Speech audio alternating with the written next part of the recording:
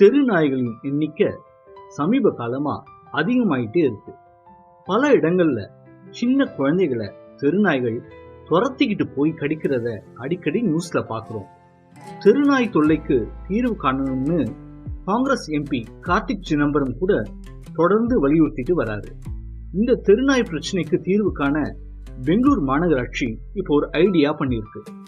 தெருநாய்களுக்கு போதிய ஊட்டச்சத்து இல்லாததால தான் ஓர வரவங்களை கடிக்குதுன்னு யோசிச்சு தெருநாய்களுக்கு தினமும் சிக்கன் ரைஸ் உள்ளிட்ட வசதியான மாமிச உணவு சமைச்சு போட பிளான் பண்ணியிருக்கு.